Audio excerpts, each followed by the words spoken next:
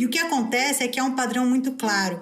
Assim que ocorre, eu levantei 35 casos de mortes em que há fortes indícios de que foram causadas pelos militares. Em nenhum desses casos, os militares foram punidos. A grande maioria não chega nem à fase de investigação. A grande maioria não foi nem registrado. Essa é a jornalista e escritora Natália Viana, em um episódio de O Assunto, de julho de 2021. Naquela ocasião, ela analisava a presença de militares em funções civis e relembrava o quão protegidos eles estavam pela justiça militar. Quase todos os inquéritos policiais militares absolvem os soldados e dizem que os soldados estavam sendo atacados e por isso os soldados não cometeram crime nenhum, estavam se defendendo. Nos poucos casos que vão parar na justiça militar, a justiça militar absolve os soldados, ela é muito corporativa. Agora, as investigações sobre os crimes praticados no 8 de janeiro trazem de volta a discussão sobre a impunidade quando integrantes das Forças Armadas julgam seus colegas de corporação.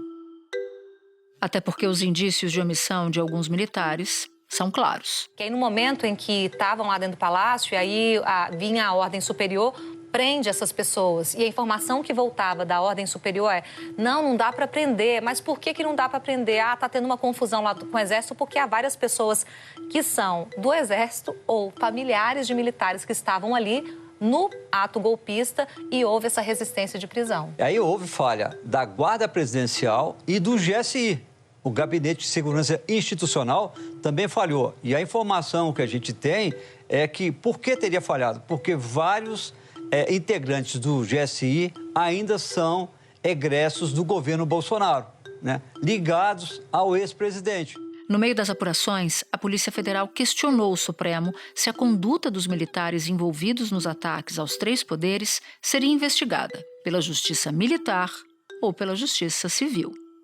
E a resposta veio. O ministro do Supremo Tribunal Federal, Alexandre de Moraes, atendeu ao pedido da Polícia Federal para que o STF julgue militares envolvidos nos ataques de 8 de janeiro às sedes dos 3 poderes em Brasília. Decisão baseada no conjunto de julgados na jurisprudência da Corte. Moraes afirmou que nos crimes praticados naquele domingo, a lei não faz distinção entre investigados, civis ou militares. E esclareceu que o Código Penal Militar não tutela a pessoa do militar, mas sim a dignidade da própria instituição das Forças Armadas, conforme pacificamente decidido pela Suprema Corte, ao definir que a Justiça Militar não julga crimes de militares, mas sim crimes militares. Entre os possíveis crimes estão atos terroristas, associação criminosa armada, abolição violenta ao Estado Democrático de Direito e golpe de Estado.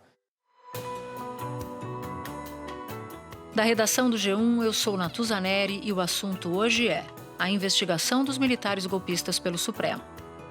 Para entender os bastidores da decisão do ministro Alexandre de Moraes, o que está em jogo e o papel da justiça militar brasileira ao longo da história, eu converso com Rafael Moraes Moura, repórter do jornal O Globo em Brasília, e em seguida falo com Carlos Fico, professor de História do Brasil da Universidade Federal do Rio de Janeiro. Quarta-feira, 1º de março. Rafael, eu te proponho o início da nossa conversa perguntando sobre o que o Ministério Público Militar está apurando de forma sigilosa sobre a conduta de militares nos atos golpistas de 8 de janeiro. Quantas apurações preliminares, por exemplo, estavam ou estão na Justiça Militar e do que elas tratam? A gente tem 8 apurações preliminares em andamento no Ministério Público Militar. Lembrando que são apurações preliminares, porque naquele jargão jurídico que a gente odeia, são notícias de fato, ou seja, ainda não são inquéritos, elas não são tão avançadas assim. Então, elas tratam, por exemplo, da participação de militares nos atos, o envolvimento deles nos protestos golpistas, elas tratam também da atuação do Batalhão da Guarda Presidencial e do 1º Regimento de Cavalaria de Guarda, que são responsáveis pela segurança do Palácio do Planalto. Lembrando que os manifestantes eles não tiveram nenhuma dificuldade de entrar no Palácio do Planalto, subir a rampa e chegar às imediações do gabinete do presidente Lula. Essas imagens feitas na hora da invasão ao Planalto mostram militares conversando com terroristas. Um deles cumprimenta um invasor. Então, a atuação específica do Batalhão da Guarda Presidencial é alvo também de uma das linhas de investigação do Ministério Público Militar. até o envolvimento dos militares na fuga dos manifestantes após esses atos antidemocráticos, também é uma das frentes de investigação. E temos outras 2 linhas de investigação, outras 2 apurações preliminares, Natuza, que envolvem até a proteção a manifestantes, acolhimento de manifestantes acampados pelo Comando Militar da Amazônia e proteção a manifestantes lá na 10ª Região Militar em Fortaleza. Então, a gente tem essas 8 apurações preliminares que estavam tramitando no Ministério Público Militar até então e que agora são duramente atingidas pela decisão do ministro Alexandre de Moraes. Mas elas são, de fato, duramente atingidas? Eu tenho essa dúvida, porque há uma zona cinzenta aí. Um militar hoje me explicava, por exemplo, que vamos usar aqui o exemplo do Palácio do Planalto. Se houvesse alguém da Guarda Presidencial, do Batalhão da Guarda Presidencial, que, como você bem explicou, estava ali com a atribuição de proteger o Palácio do Planalto, ou ele próprio depredasse o prédio, que isso seria um crime típico da justiça militar. Mas um militar da reserva ou da ativa que não estivesse com essa atribuição, né, de proteger o Palácio do Planalto naquele momento, entra no Planalto, invade e quebra alguma coisa, que ele iria, por exemplo, para o Supremo Tribunal Federal, ou seja, para a Justiça Civil. Então, a minha dúvida é se, de fato, alguns desses inquéritos, mesmo com a decisão do Supremo, não continuariam na Justiça Militar. Essa é a dúvida até de integrantes do Ministério Público Militar com quem eu conversei ao longo dos últimos dias e das últimas horas. Porque a decisão do ministro Alexandre de Moraes, por que ele decide que cabe ao Supremo Tribunal Federal julgar os militares? Porque é um pedido da Polícia Federal que diz que, olha, a gente fez depoimentos, ouvimos policiais militares apontando participação e omissão dos militares do Exército Brasileiro, do GSI e do Batalhão da Guarda Presidencial. Então, ele aponta participação e omissão. O coronel Fábio apontou ainda que seriam vários erros do Exército. Foi informado que o Exército estava tentando impedir a PM de realizar as prisões. E antes da invasão, ele já tinha tentado 3 vezes acabar com o acampamento em frente ao QG, mas o Exército sempre discordou e impediu a operação. Inclusive, no dia 8 de janeiro, a PM foi ao acampamento, mas acabou impedida pelo Exército de entrar e fazer as prisões. Como você bem indicou, nós temos uma série de situações possíveis, né? O Batalhão da Guarda Presidencial, nesse caso, poderia ter sido omisso, no caso, né? E também temos o caso dos militares que estavam lá, infiltrados no meio da multidão e depredaram o patrimônio público. Então, dentro do próprio Ministério Público Militar, a dúvida é o que vai acontecer com isso agora? O Alexandre de Moraes vai acionar o Ministério Público e pedir para ser encaminhado tudo? Vai ser paralisado? O próprio Código Penal Militar diz, né, que o crime militar cometido dentro de uma instalação militar pelo militar. E o Batalhão da Guarda Presidencial é uma unidade militar, né? Então, assim, a gente vai ter que acompanhar os próprios desdobramentos, porque os próprios investigadores com quem eu conversei hoje não sabiam, Natuza, a resposta a essa questão. Agora, o interessante é que, quando a gente fala também do impacto da decisão do ministro Alexandre de Moraes às investigações, a gente tem quase 2 meses de atentados. Os atentados ocorreram em 8 de janeiro. E a gente tinha 2 frentes de investigação. A Procuradoria-Geral da República investigando os civis. E, nesse período, a Procuradoria-Geral da República denunciou 912 pessoas. Natuza, você tem ideia de quantas pessoas foram denunciadas pelo Ministério Público Militar? Nenhuma. Nenhuma pessoa foi denunciada pelo Ministério Público Militar.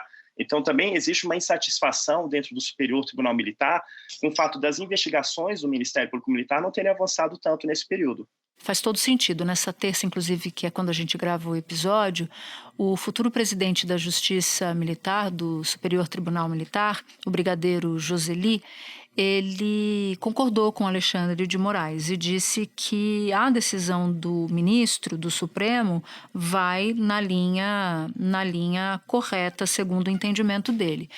Claro que nos bastidores, ele mesmo sendo futuro presidente da Corte Militar, não significa que outros ministros da Justiça Militar concordem com ele. Você, inclusive, tem apuração nesse sentido. Perfeito. A posição do presidente do STM é aquela posição, Natuza, que a gente conhecendo bem o trâmite em Brasília, de um magistrado que vai assumir o comando de um tribunal superior, lembrando que o ministro Alexandre de Moraes também é presidente do TSE, e tentou ali fazer a média, reduzir o desgaste, né, aparar as arestas, e não quer criar nenhum conflito com um futuro presidente de tribunal superior. Mas no caso também, dentro do STM, outras alas do tribunal não viram da mesma maneira a decisão do ministro Alexandre de Moraes, que decidiu deixar com o Supremo Tribunal Federal o julgamento dos militares. Isso porque, conversando com outros magistrados, lembrando que o STM é formado por 15 ministros, e tem ministros que são ministros militares, mas tem ministros que são ministros civis. Então, o ministro é um tribunal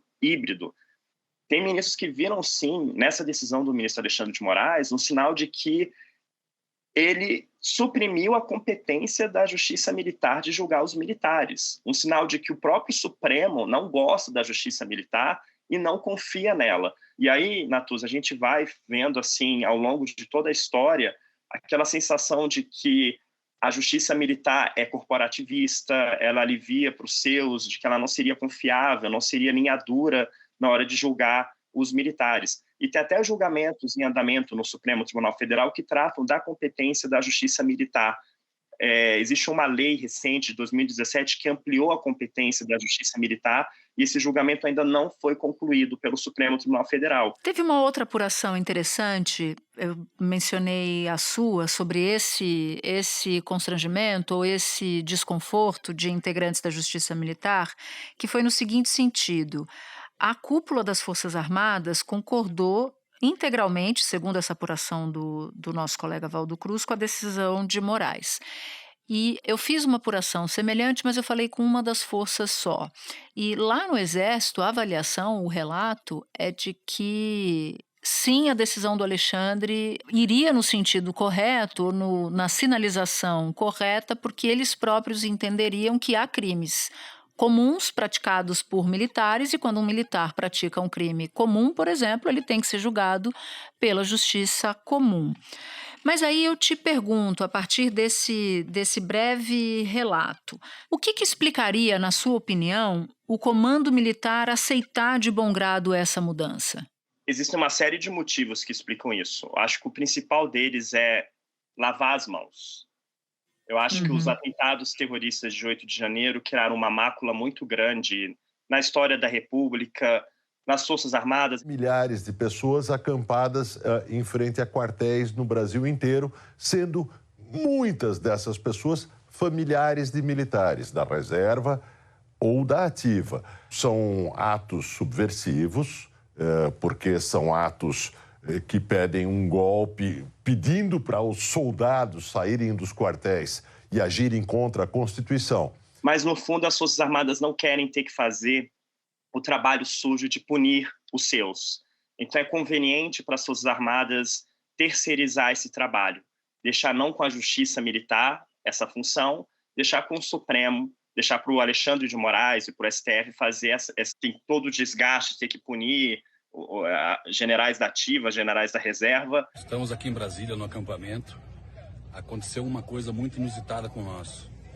Na saída do mercado, encontramos o general Braga Neto, que veio ao nosso encontro e nos tranquilizou, falou assim que não é para nós nos preocupar, que vai acontecer algo muito bom para toda a sociedade do Brasil ainda essa semana. Pessoal, aqui ó, pessoal de Flórida Paulista, de quem que a senhora é a esposa mesmo? Do General Vilas Boas. A esposa do General Vilas Boas, uma celebridade, esposa de uma celebridade também, né? Estamos juntos, pelo Brasil, né? Brasil, selva. E fazer esse serviço tão desgastante, entendeu? Eu acho que é mais nesse sentido de terceirizar o trabalho, tirar o deles da reta e falar, olha, Supremo, resolve isso aí. E essa apuração sua, falando com a Malu Gaspar, eu sou repórter da coluna da Malu Gaspar no Jornal Globo, também era o que a gente estava ouvindo de oficiais do alto comando também, de que para eles era uma saída conveniente não ter que se meter ainda mais nisso, numa coisa, né, Natuza, que ele já estava envolvido de corpo e alma nessa politização toda que o governo Bolsonaro arrastou. E esse é um ponto importante, porque a avaliação que você faz me parece uma avaliação muito razoável, de que lavar as mãos nesse momento tira do colo dos militares ou do alto oficialato, do alto comando, esse ônus de ter que decidir por punições contra os seus próprios pares. E ainda tem um ponto aí. Quando você fala da bolsonarização das forças, tem avaliações que dizem, avaliações deles próprios. Falei com muitos generais que 95% das tropas são bolsonaristas. Então, tira uma saia justa, né? Ou um coturno justo para ficar nos símbolos militares essa encrenca de puni-los. Exatamente. E acho que também tem uma outra leitura também que, para o Alexandre de Moraes, que já é tão fortalecido, ele concentra ainda mais poderes, porque a gente pensa que ele é presidente do Tribunal Superior Eleitoral, ele é relator do inquérito das fake news, ele é relator do inquérito das milícias digitais, ele é relator do inquérito dos atos antidemocráticos. E agora ele também assume a investigação no caso dos oficiais das Forças Armadas envolvidos nesses atos antidemocráticos. Então, ele concentrou ainda mais poderes para si. Então, não tem para onde correr no caso dos golpistas. Então, Alexandre de Moraes, que já é tão fortalecido, sai ainda mais fortalecido com essa decisão dele. Eu não tenho também nenhuma dúvida sobre isso, que a consequência direta é o fortalecimento ainda maior do ministro do Supremo. Rafael, muito obrigada pela conversa, foi ótimo ter você aqui fazendo esse episódio a quente e trazendo também as suas apurações para quem nos ouve. Muito obrigado. Espera um pouquinho que eu já volto para falar com o Carlos Fico. Carlos, a Justiça Militar foi a primeira a ser estabelecida no Brasil. Então eu quero te pedir para nos explicar quando é esse nascimento e qual é a função dela hoje numa democracia. Bom, a Justiça Militar ela foi estabelecida com a vinda da Corte por Dom João em 1808, por isso que se diz tradicionalmente que é o primeiro Tribunal Superior do Brasil, né? Mas havia razões muito evidentes para que isso fosse feito, porque, afinal de contas, tratava da ocupação de um território com conflitos, com a necessidade de manutenção da segurança e até mesmo a hipótese, né, de invasões estrangeiras.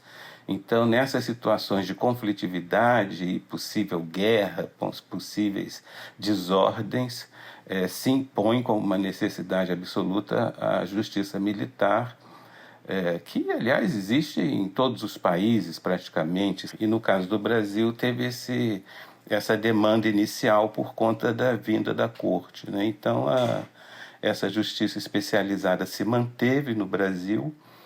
Infelizmente, no caso brasileiro, houve diversos momentos em que ela, vamos dizer assim, se degenerou, sobretudo nas duas ditaduras do Estado Novo e na ditadura militar, porque naqueles momentos houve o julgamento de civis, o que é totalmente inadequado pela justiça militar, além de outros procedimentos inadequados em relação à democracia, né? O STM decidiu gravar as próprias sessões, inclusive as secretas. A maioria dessas conversas aí aconteceu em sessões secretas do STM. Em uma sessão de outubro de 77, o brigadeiro Deoclésio Lima de Siqueira afirmou que o Supremo Tribunal Militar não deveria receber denúncias de tortura e defendeu o que chamou de forças antissubversivas. Nós não podemos receber aqui indiscriminadamente toda e qualquer suspeita de sevícia, sob pena de nós podermos comprometer aqueles que, de boa fé, com idealismo e patriotismo, se contrapõem à subversão. E com isto, matarmos até o esmorecer o entusiasmo com que essas forças antissubversivas têm agido no Brasil.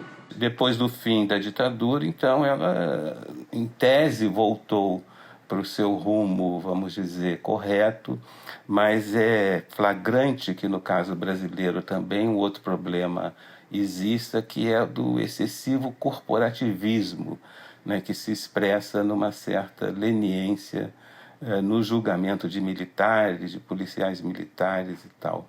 Antes de eu falar com você, eu conversava com o Rafael Moraes Moura, que é repórter do Globo, e ele me contou como a determinação do ministro Alexandre de Moraes acabou gerando desconforto entre alguns integrantes do Superior Tribunal Militar.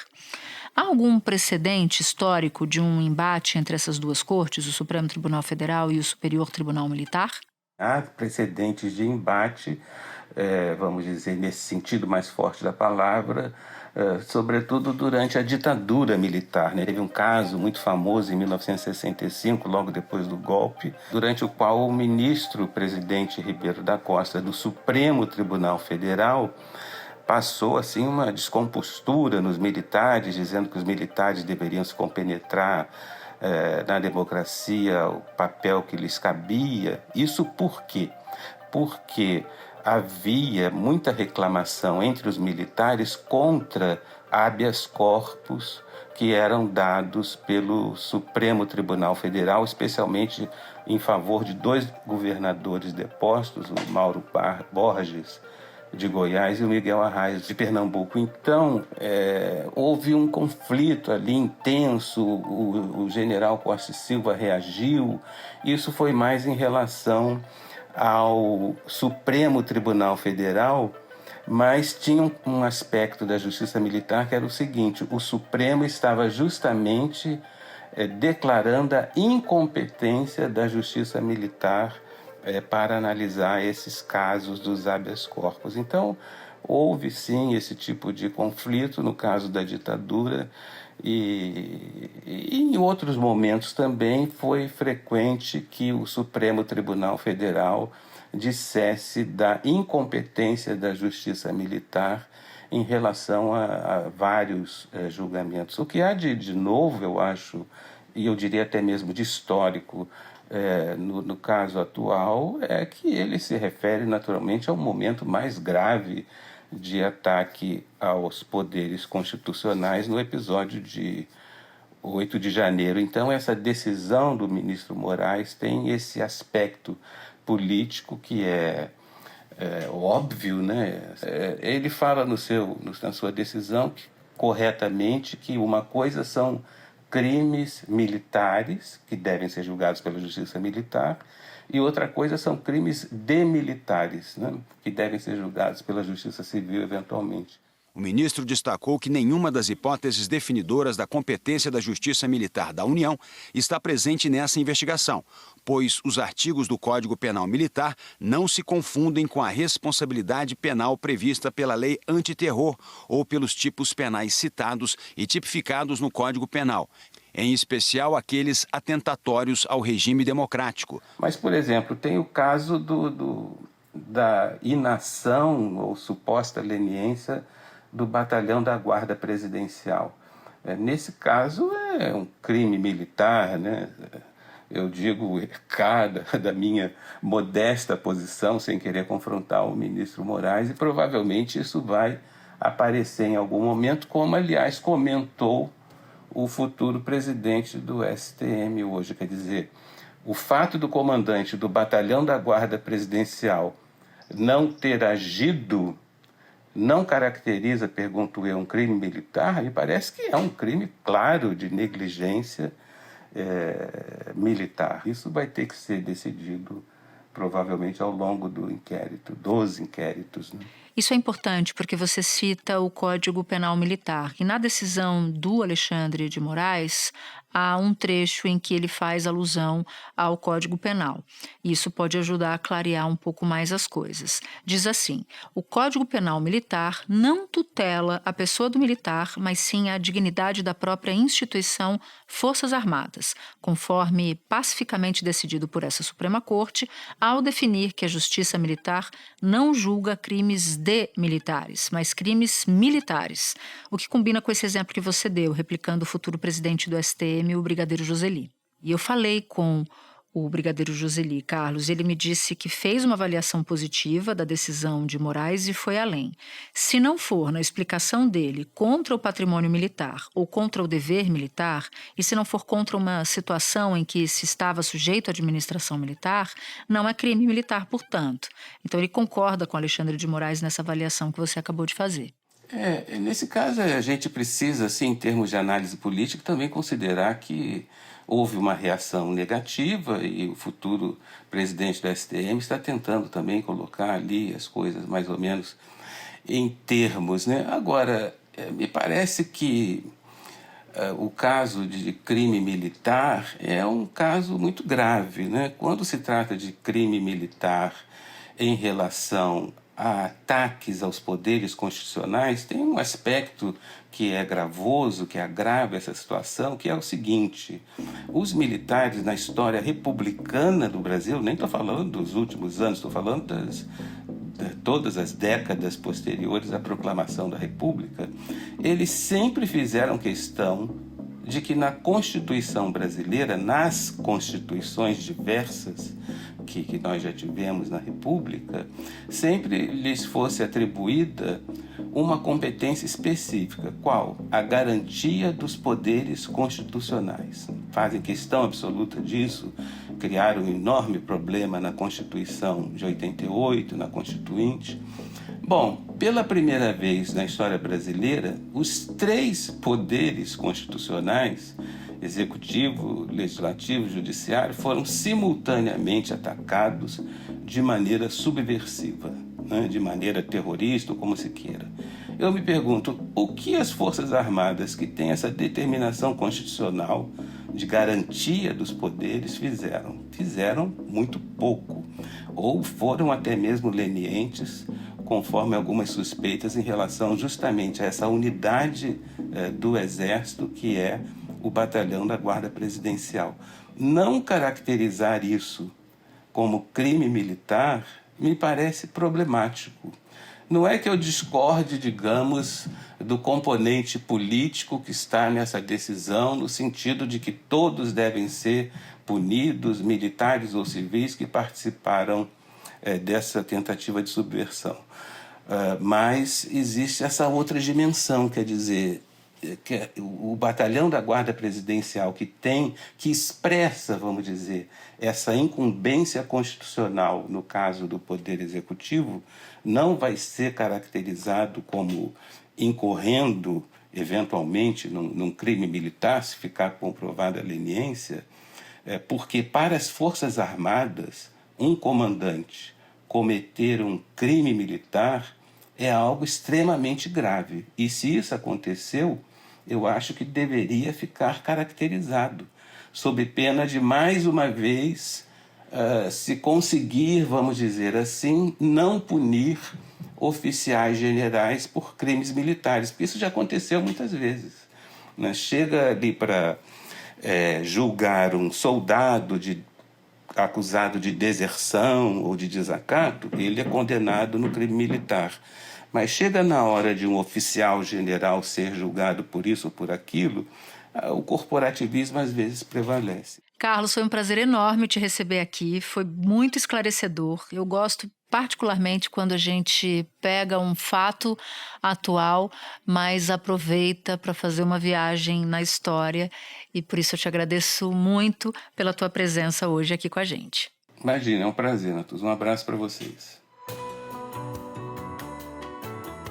Este foi o Assunto, podcast diário disponível no G1, no Globoplay, no YouTube ou na sua plataforma de áudio preferida. Vale a pena seguir o podcast na Amazon ou no Spotify, assinar no Apple Podcasts, se inscrever no Google Podcasts, no Castbox ou no YouTube e favoritar na Deezer. Assim, você recebe uma notificação sempre que tiver um novo episódio. Comigo na equipe do Assunto estão Mônica Mariotti, Amanda Polato, Tiago Aguiar, Gabriel de Campos, Luiz Felipe Silva, Tiago Kazuroski, Etos Kleiter e Nayara Fernandes. Eu sou Natuzaneri e fico por aqui. Até o próximo assunto.